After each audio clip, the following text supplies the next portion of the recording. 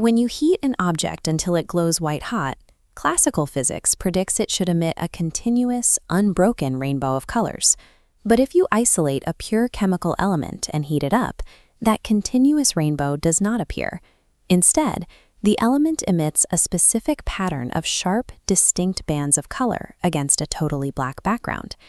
This behavior contradicted classical expectations.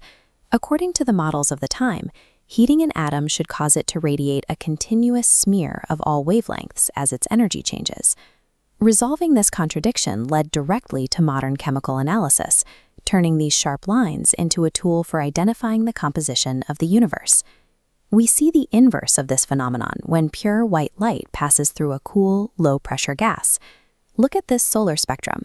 The continuous rainbow is interrupted by dark vertical lines, where exact colors are deleted. These black voids occur at the exact wavelengths of an element's emission lines. Across different stars, these patterns shift based on their unique chemical composition.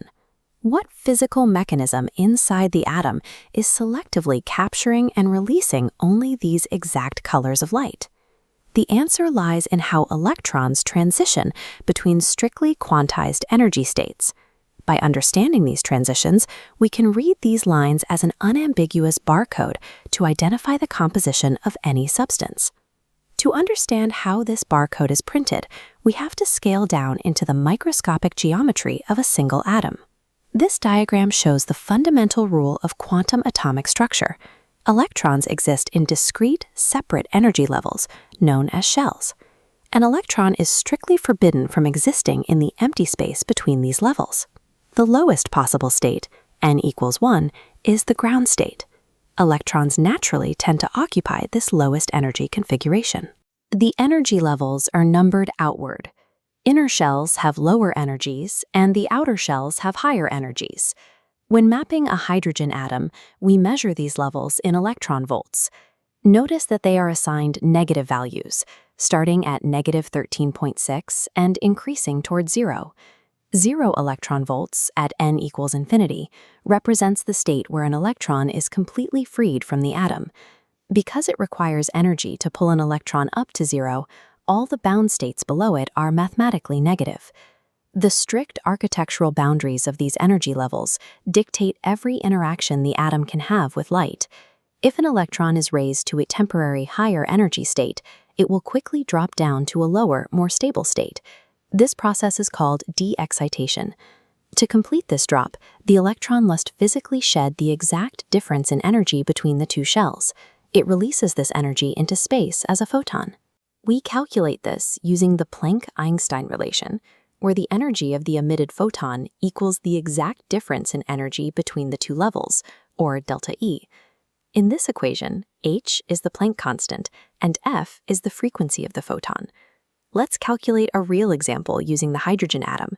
Here is an electron dropping from n equals 4 down to n equals 2. We subtract negative 3.40 from negative 0.85, showing that the exact energy gap, the delta E, is 2.55 electron volts. To find the frequency, we convert this electron volt value into joules. Then, we rearrange the formula to divide delta E by the Planck constant. Solving this equation yields the exact frequency of the photon, which corresponds to one specific color on the visible spectrum. Because the energy gap is mathematically fixed by the atom's structure, the frequency of the emitted light is a predictable physical constant. This defines the origin of the sharp emission lines. This mathematical strictness works in reverse, driving a process called excitation. A ground state electron can be elevated to a higher shell, but only if it absorbs a photon carrying the precise amount of required energy to bridge the gap. If an incoming photon's energy is even slightly off from the required delta E, the electron will not absorb it. When white light bombards a cloud of gas, only the matched photons are captured. They are removed from the beam, leaving a dark void in the spectrum that travels forward. The excited electron drops back down and re-emits the photon almost immediately, but it scatters it in a random direction, preventing it from reaching the original observer. Emission and absorption are identical phenomena operating in reverse, both governed by the math of the atom's unique energy gaps. If all elements are made of the same protons, neutrons, and electrons, Why is this spectral barcode unique to each element?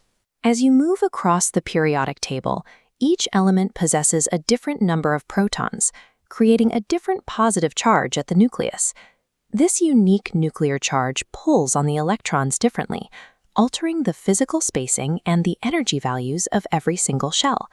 Because the spacing is different, the values of delta E for any transition are also different. The frequencies of light absorbed or emitted by one element will never match another. Because every element possesses a distinct set of energy levels, their atomic spectra serve as unique elemental signatures for every substance in existence.